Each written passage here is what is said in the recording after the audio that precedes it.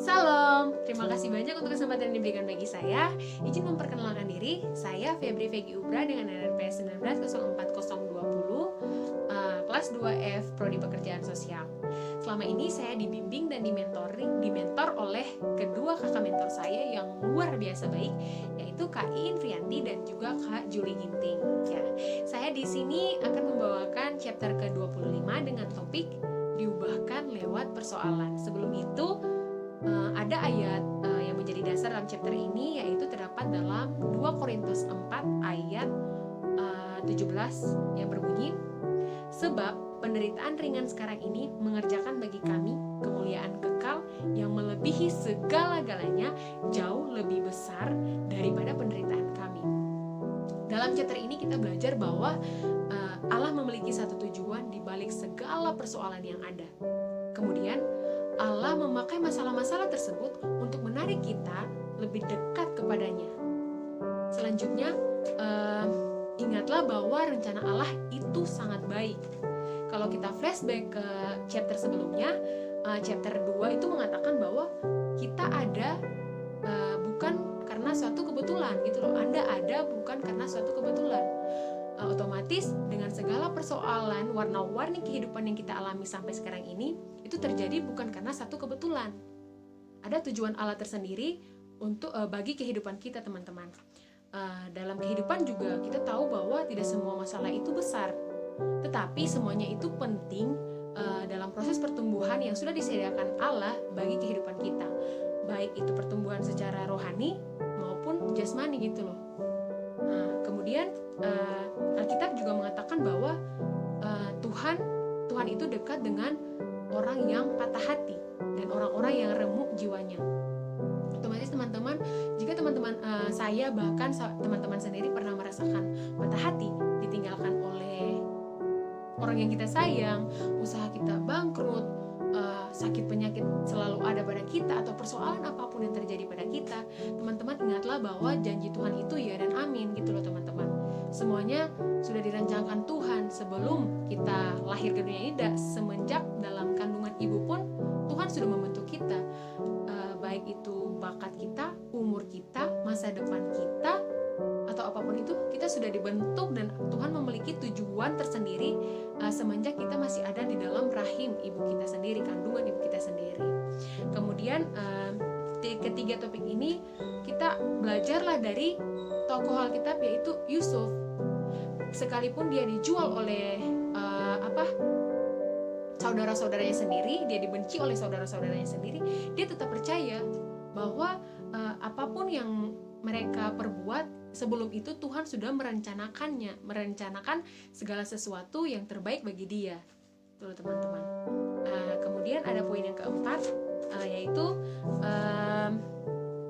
bersukacitalah dan mengucap syukurlah. Kemudian menolak untuk menyerah. Dari kedua poin yang terakhir ini bisa kita petik mengambil makna dari kehidupan Naomi, yang mungkin teman-teman dan kakak-kakak semuanya sudah pernah mendengar kisah Naomi sebelumnya. Sebelum dia mengalami semua itu, dia tetap percaya kepada Tuhan, teman-teman.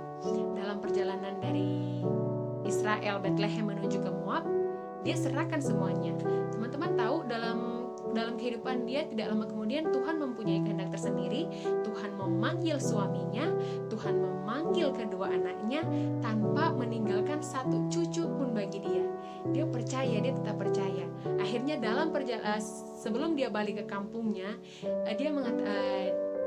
Naomi ini berdoa dan mengatakan bahwa Tuhan, terima kasih walaupun saya datang dengan tangan yang penuh dan Tuhan memulangkannya dengan tangan yang kosong, saya tetap percaya bahwa apapun yang Tuhan perbuat itu adalah kehendak Tuhan yang paling terbaik. Itulah teman-teman, kita belajar bahwa Naomi ini sangat memiliki iman yang kuat dan dia tidak pernah menyerah dalam kondisi apapun.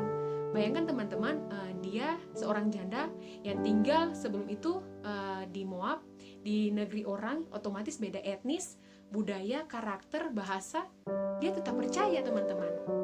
Sampai pada akhirnya Tuhan membalas semua doa dia, pergumulan dia dengan cara diberikanlah suami bagi Ruth.